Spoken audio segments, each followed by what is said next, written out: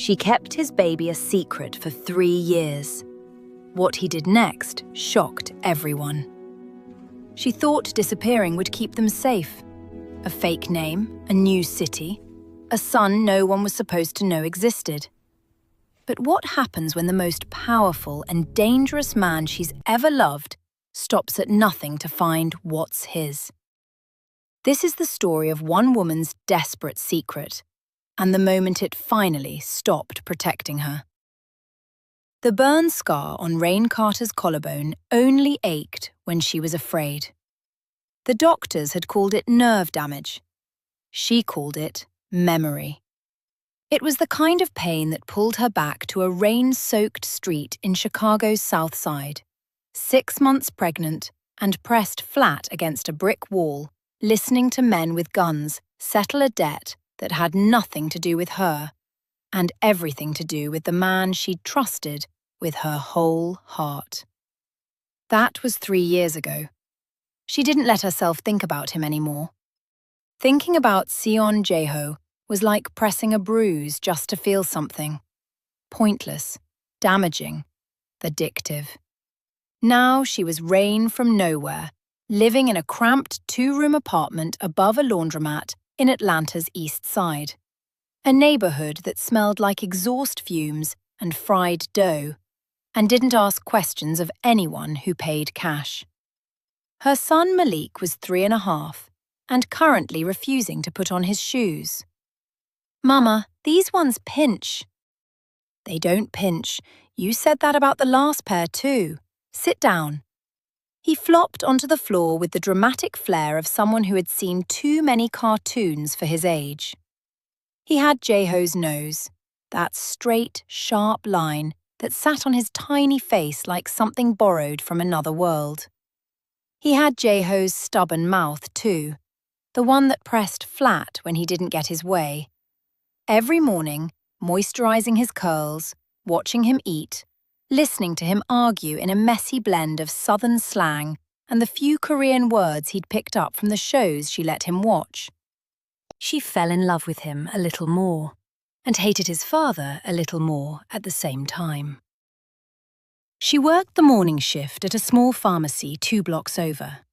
The owner, Mr. Dennis, was 63, half deaf, and didn't mind that she brought Malik in on Wednesdays when his daycare was closed. Malik sat behind the counter on a folded blanket and sorted pill bottles by colour, which wasn't useful, but kept him busy enough. By noon, the sun had burned through the clouds, and Malik had been asking about the park for 2 hours. "You said maybe," he announced. "Maybe means maybe, not yes. It means yes, and you know it." She looked at him. He looked at her. She grabbed her jacket. 30 minutes, she said. 30, not 35. Piedmont Park on a Wednesday was slow and warm and full of ordinary people living ordinary lives. Grandmothers in wide-brimmed hats, teenagers eating hot chips on the grass, a group of toddlers attacking a sandbox with small plastic shovels. Rain found the bench she always chose, the one with its back to a wall and a clear sightline to 3 different exits, and watched Malik tear toward the climbing frame like he'd been released from prison. She was eating a bag of crackers and trying not to think about the electricity bill when her neck prickled. It wasn't a sound. It wasn't a movement. It was something older than both, some inherited animal signal that she'd spent 3 years learning to obey without question. Her eyes moved slowly across the park. She didn't rush it. Rushing looked like guilt. Instead, she scanned the way she'd been taught, though she hated that she'd been taught it at all. She found him by the water fountain. Tall man, dark jacket, wrong for the Atlanta heat, earpiece barely visible, eyes doing a grid search of the playground with the blank, mechanical focus of someone who did this for a living. She knew his face. She'd seen it across a dinner table once, standing behind Jaeho's chair, like a shadow that had learned to stand upright. His name was Choi Hyun-woo. He was not someone who showed up at parks by accident. Her crackers hit the ground. "Malik, baby, come here, now." He looked over his shoulder from the top of the climbing frame. "But I just got up here." "Come down right now," she said, and something in her voice moved him without another word. She had his hand and was walking before he'd fully processed that they were leaving. Not running. Running was panic. Panic was visible. She walked fast with her head down, angling for the south gate, the one that let out onto a side street where she could cut through the market and lose anyone on foot. The black SUV materialized at the gate's entrance like it had been waiting all morning. The door opened. Seon Jaeho stepped out of it, and the world stopped making sound. 3 years had done things to him. He was leaner, sharper, the kind of lean that came from too much pressure and not enough sleep. He wore a dark shirt with the sleeves rolled to the elbow, and every inch of visible skin from his knuckles to his collarbones was covered in tattoos. Dark, sweeping ink, serpents and symbols, and Korean script that climbed his neck like a second language written directly on his body. His hands, laced with ink, hung loose at his sides. He wore tailored, dark pants that cost more than her rent and probably her neighbor's rent combined.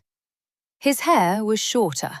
There were new lines around his eyes, but the eyes themselves were exactly the same. Exactly. She had tried so hard to forget exactly what they looked like and failed completely. Those eyes dropped to Malik and stopped. She watched it happen, watched him look at her son's face and do the arithmetic she'd been dreading for 3 years. The nose, the jaw, the way Malik tilted his head sideways at the strange man, the same way Jaeho tilted his head at things he didn't yet understand. "Jaeho?" She heard her own voice from very far away. "Don't." "How old is he?" Not a question. A verdict. Malik had pressed himself against her thigh. He was peeking around her hip at this tall, serious, tattooed stranger with wide eyes. "Mama, who is that?" Jaeho flinched at the sound of his son's voice. Actually flinched, like the words had made contact. His tattooed hand came up briefly, then dropped, like he'd thought about reaching out and stopped himself. 3, she said. "He's 3. The silence that followed was geological, heavy and ancient and full of things that couldn't be unsaid. Hyun-woo and 2 other men she didn't recognize had appeared from nowhere, spreading out in a loose arc that made the exit an abstract concept. People nearby were drifting away with the particular casual urgency of people who'd learned not to see things. The park was quietly becoming empty. "You were pregnant." Jaeho's voice was almost gentle. "The night you left, you were already carrying my child." "I had to go." "You had to go." He repeated it like he was turning a strange object over in his hands. "You had to go." He looked at her now, really looked at her, and she saw the thing underneath the composure and wished she hadn't. "You let me think you were dead, Rain. I thought someone had taken you. I had every hospital in the city checked. I pulled surveillance from 6 districts." He exhaled hard through his nose. "I sat with it for a year before I accepted that you were gone by choice. Do you know what that year was like? I watched a man die in your arms that night."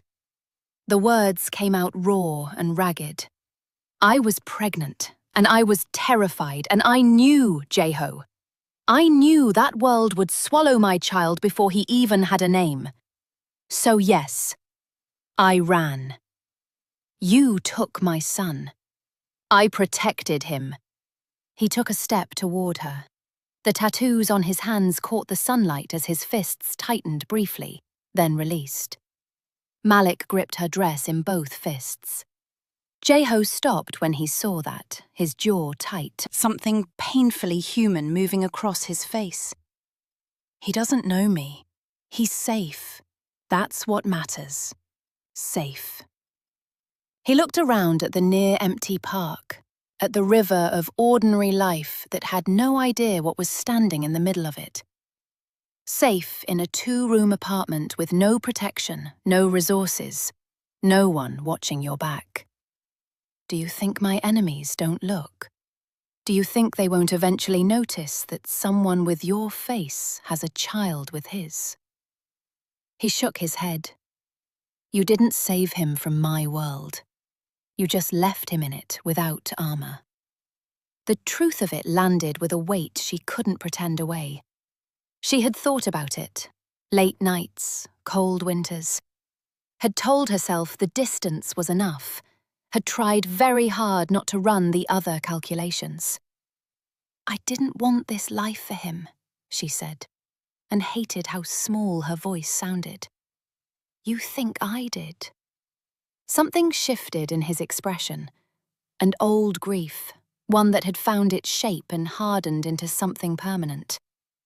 You think I chose to be what I am, and decided my children should inherit it. He looked at Malik again, and she watched him physically brace himself against something. The ink along his jaw caught the light when he clenched his teeth. Whatever he felt, he was feeling it quietly, which was somehow worse than if he'd shouted. I want to know him. The words came out stripped of everything except exactly what they were. I want my son to know who his father is, and I'm asking you to let that happen. And if I say no? He was quiet for a moment. Then, you have 2 choices. You come with me now, both of you, and we work this out like people who once cared about each other. Or I take him today, and you spend the rest of your life trying to prove in a courtroom that a man with my resources isn't a fit father. He met her eyes. I would rather not be the worst version of myself in this, but I will be if you make me. Malik had started crying, low and confused, his face buried in her side. She stroked his back and made the sounds that meant, Mama's here, and tried to believe they were still true. She nodded, once, small and final. The drive to his building took 20 minutes through downtown Atlanta's gleaming corridor. Malik fell asleep against her shoulder before they crossed the bridge, worn out from the emotion his small body didn't have language for. Jaeho sat on the opposite side of the back seat and spent the whole ride looking at his son with an expression she had never seen on his face before. Something unguarded. His tattooed hand rested on his knee, and once, just once, she caught him extending a single inked finger toward Malik's small fist before pulling back. Something that looked like a man meeting the best and most devastating surprise of his life. His penthouse was exactly what she'd expected, and nothing she was ready for. Glass and stone, and a view of the Atlanta skyline that looked like a painting. Beautiful and cold, and silent in the way expensive things were always silent. Guest suite down the hall, he said when they arrived. Both of you, get him settled. We talk in an hour. The guest room was large and soft, and stocked with things no one had told her Malik liked, which meant someone had been learning about them before today. She didn't know whether to be grateful or more afraid. She put Malik down on the bed and lay beside him until he stopped trembling and his breathing went slow and even.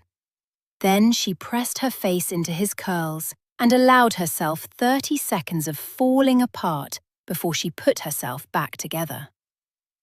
She met Jaeho in his office exactly 1 hour later. He'd changed into jeans and a fitted black t-shirt, and with the suit gone, The full scope of his tattoos was impossible to ignore.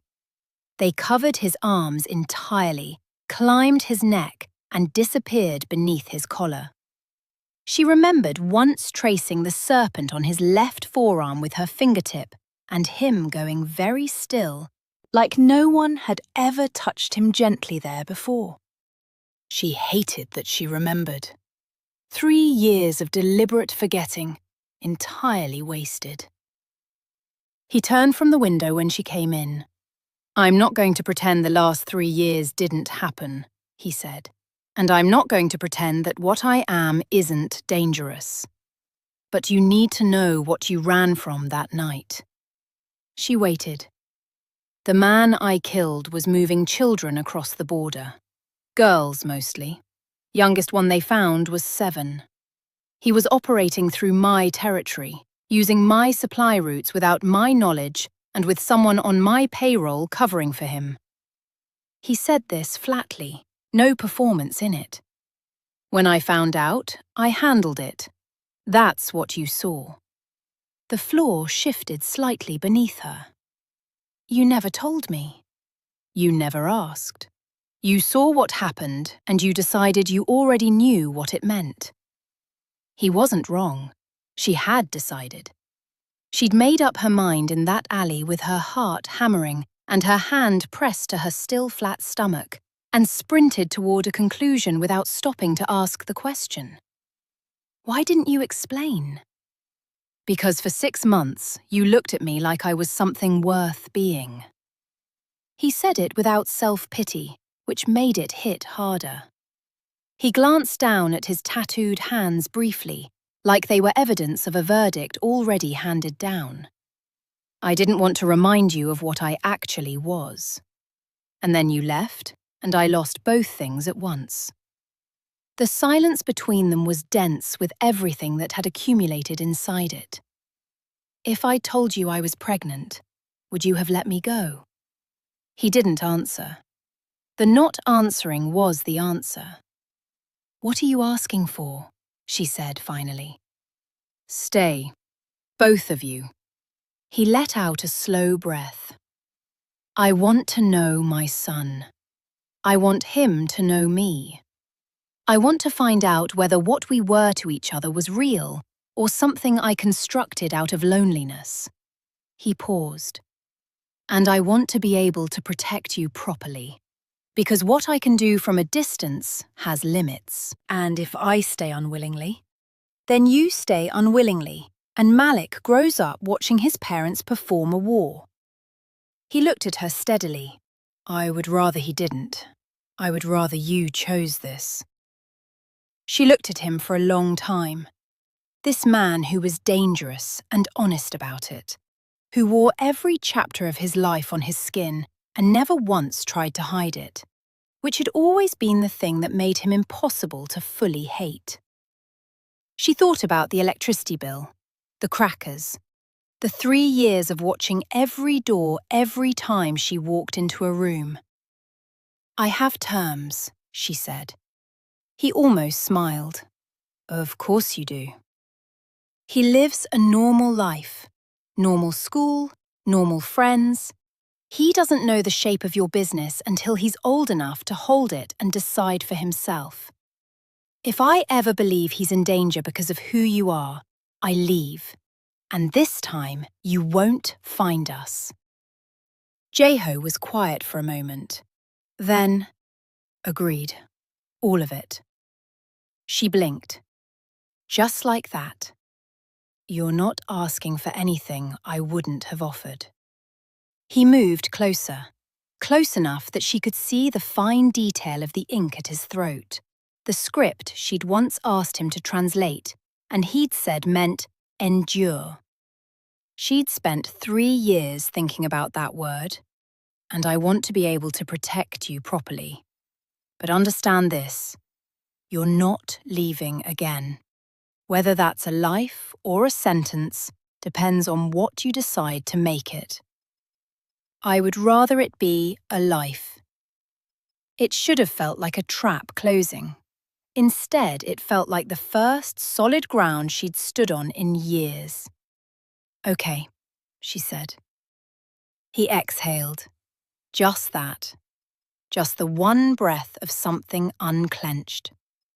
They stood there in the blue evening quiet of his expensive glass tower, two people joined by a child and history and the particular gravity that had never quite let either of them go. She didn't know yet if she'd saved Malik or simply brought the danger closer. She didn't know if this was peace or just a pause before something worse. Then Jaeho's phone lit up. His face changed instantly. The open thing she'd just glimpsed shuttered completely. "What?" she said. Baek Sung-jin. He said the name like it tasted rotten. "My main rival. He's been asking around. A black woman, a mixed child. Someone in my organization has been talking." He looked at her with genuine fear showing through for the first time, raw and unfiltered. The tattoos on his neck moved when he swallowed hard. He knows about Malik. Before she could speak, his phone rang. He answered it, listened for 5 seconds, and went still, in the way that meant something serious. "How many at the perimeter?" he said. A pause. "Lock it down. All of it. Now." He hung up and looked at her, and she saw it clearly. The fear a father felt instead of the fear a man felt, which was a different and deeper thing entirely. "Go to him. Lock the guest room door. Open it for no one but me." "Jaeho, they're already in the building, Rain," he said. "We are out of time." He was gone before she could answer, and she caught one last glimpse of his inked hands reaching for something beneath his jacket as he moved down the hall. Every mark on his body suddenly looking less like decoration and exactly like what it had always been. A map of a life that had never once been safe. From somewhere far below, she heard the first alarm begin to sound, thin and distant and rising fast. And she ran down the hall toward her sleeping son and understood, with complete, terrible clarity, that the secret had never been protection. It had only been delay. In the room, Malik slept on, small and trusting and entirely unaware that the world his father lived in had just turned toward him like a face with no mercy in it. Somewhere in the city below, something was already moving, and they were standing exactly in the center of where it was headed. If this story gripped you from the first word to the last, you already know what to do. Hit like, subscribe, and tell me in the comments, would you have run or would you have stayed and trusted him from the beginning? Drop your answer below because I read every single one. And if you want more stories that hit this hard, the next one is already waiting for you on this channel.